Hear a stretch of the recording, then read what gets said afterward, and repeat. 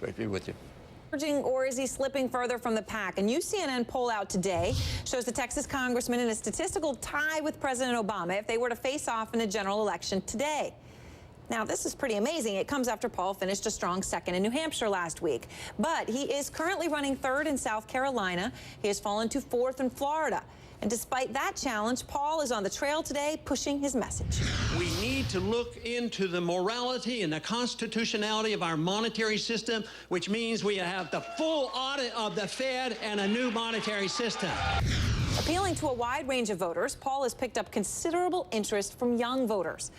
And, you know, we've seen it. We were up in New Hampshire. We saw it there and just wondering why the love affair, the young with the oldest candidate. It's pretty amazing. Lisa Carr is a chapter leader with the Youth for Ron Paul at Clemson University. Paul Mazurik is a student activist at Fordham University. And Tripp Davis is a chapter leader of Youth for Ron Paul at the University of Central Florida. So good to have all three of you with us. Really appreciate it.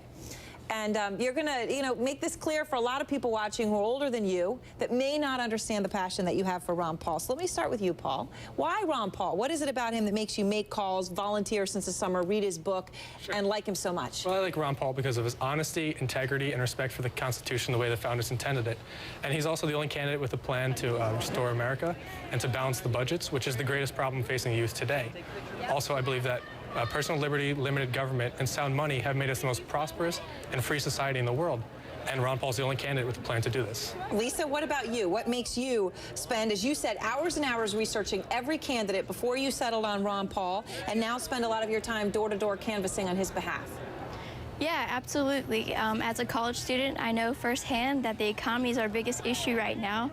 And Ron Paul's the only candidate with a clear plan to restore America's prosperity, and that's why I'm supporting him with all that I have. Tripp, you? Ron Paul is the only constitutional candidate. And it's not just about running for office, not just about getting elected, it's about spreading a message. And you can tell he's honest. You can tell when he speaks to his supporters, he's actually talking to them. He's not just trying to find the next soundbite. Or he actually, after New Hampshire, he was actually thanking his supporters. And I really appreciated that, and he's definitely going to get my vote.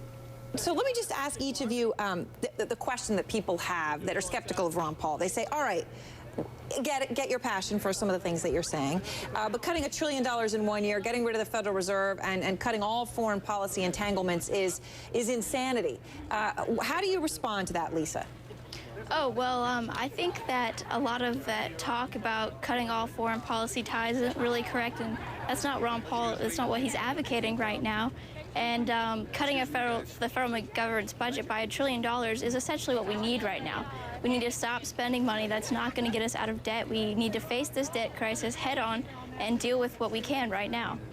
Paul, what about you? What do you think about some of are there some parts about Ron Paul that you say, okay, I don't really like that? I agree with his message. I think that we need to look into the Federal Reserve and restore accountability. And we need, because this affects the regular people. The Federal Reserve has been, they've been bailing out the big banks, and Ron Paul had a partial audit of the Fed, which allowed us to, he was able to unite Democrats and Republicans to audit the Fed and find out that they were bailing out Gaddafi and other countries, and this is hurting the American people the most. All right, Tripp, let me ask you, though, because this is a crucial question for this election. If not Ron Paul, do you not vote at all? I mean, I'm trying to figure out what happens to passionate people like you all if he's not running. Do you vote for Barack Obama? Do you write his name? What do you do? If Ron Paul doesn't get the nomination, then I'm probably going to write his name in. I mean, I've worked a long time on this campaign. He's the person I want to be president of the United States. And my vote doesn't belong to the Republicans or the Democrats. My vote belongs to me. And I'm choosing to vote for Ron Paul. Would you hope he runs as a third-party candidate, even if that means Barack Obama wins, Ron Paul does not win, and neither does the Republican nominee, Paul? No, and Ron Paul said countless amount of times that he will not run third-party, and he has no intention of doing so. And it's very important to remember that he ran as a congressman 12 times with the Republican Party, and he's won. So, and he's running as a Republican for president, so I think his best shot is in the Republican Party, and that's the way he's going to run, and he's the only one that can win. Lisa, what do you think about what some might say is the irony of the fact that here you are at age 20, passionate about the oldest guy running this time, who would be the oldest president ever of the United States if he won?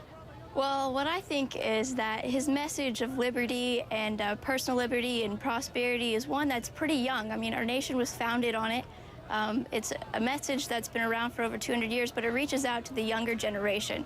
As as we know, as a lot of college students know, that we need to, in order to secure our futures, we need to look seriously at this economic crisis that we're in. And Ron Paul's the only candidate that's prepared to do that right now. All right, well, Lisa, Paul, Tripp, thanks very much to all three of you. We appreciate your taking the time to explain how you feel, and people are really happy to hear people so passionate about a candidate. Thanks. No problem. Thank you. All right, now let's check in with Anderson. Anderson, what's coming up?